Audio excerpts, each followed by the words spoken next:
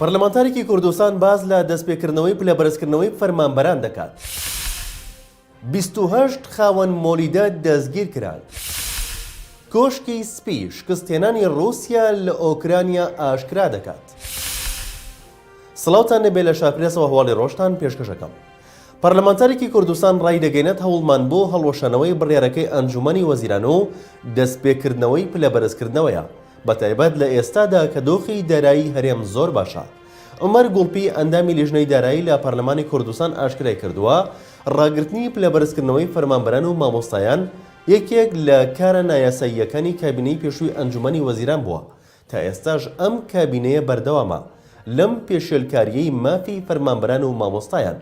دەژڵێت ئەگەرچی پاساوی کابینەی پێشوو دابەزینی نرخی نەوت و شەڕی داش و خراپی دۆخی دارایی بوو، بەڵام لە هیچ دۆخێکدا بڕیاری حکوومەت توانای ڕاگررتنی مافێکی فەرمانبەرانی نییە کە یاسا بەخشیوێتی.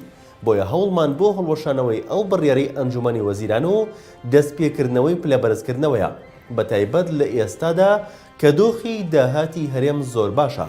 جەختیشی کردوێتەوە بۆ ئەو مەبەستە لە 2 نۆی 2021 پێشنیازە بڕیارێکمان بە ناونیشانی پابندکردنی حکوومەت بە ئەرک و پابندیە داراییەکان پێشکەش کرد کە یەکێک لە مادەکانی دەستپێکردنەوەی پلەبەرزکردنەوەیە.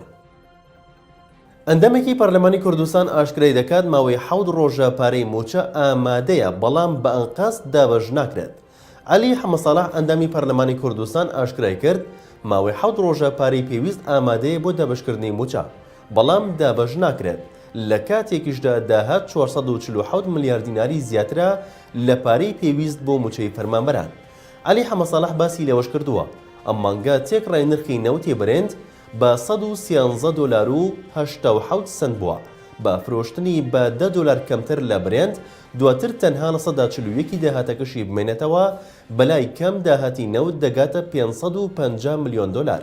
لەو زانیاری و بەدواداچوونانی عەلی حەمەدساڵح ئەوەشی ئاشکرا کردووە 200 ملیارد دیناری بەغدا تا ئێستا هیچی خەرج نەکراوە و بۆ تەواوکردنی موچە لەم بڕەپارەیە 73 ملیارد دینار پێویستە، واتە 127 ملیارد دینار دەمێنێتەوە.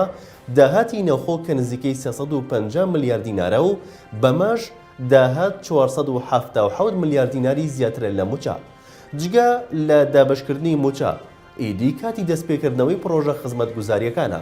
بەوتەی ئەو پەرلەمانتارە درێژکردنەوەی ماوەی دابشکردنی موچە بۆ ئەوەی لە مانگی پیرۆزی ڕەمەزاندا 1 موچە بدرێت کارێکی ناڕەوایە، بە دڵنیاییەوە دەتوانرێت تاوەکو جەژن 2 موچە دابەش بکرێت. قایمقامی کۆیە ئاشکرای کرد 28 خاوەن مۆلیدە دەستگیرکراون لە کاتێکدا لە ناو سنتەری قەزای کۆیە 31 خاوەن مۆلیدە بوونی هەیە. ڕوونکردنەوەی زیاتری لەو بارەیەوە ڕاگەیاندووە و ئاشکرای کردووە ژمارەی خاوەن مۆلیدەکان کەمترە لە مۆلیدەکان، هەیانە زیاتر لە مۆلیدەیەکی هەیە. لەو 31 کەسەش 28یان دەستگیرکراون و تەنها 3 کەسیان ماون دەستگیر بکرێن.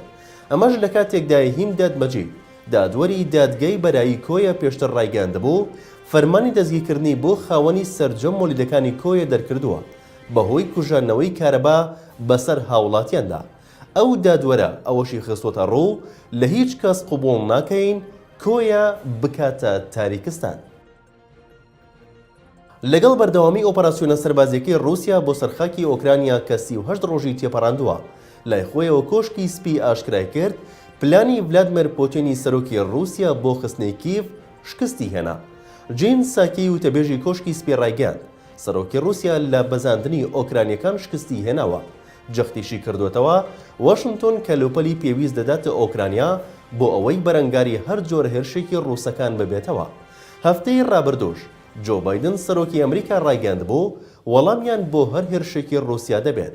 سەرۆکی ئەمریکا ئەوەشی وتووە واشنگتۆن 2 ملیارد دلاری تر وەک هاوکاری دەداتە حکوومەتی ئۆکرانیا، هەر وەک چۆن لە سەپاندنی سزای ئابووری بێپێشینە بەسەر رووسیادا بەردەوام دەبێت.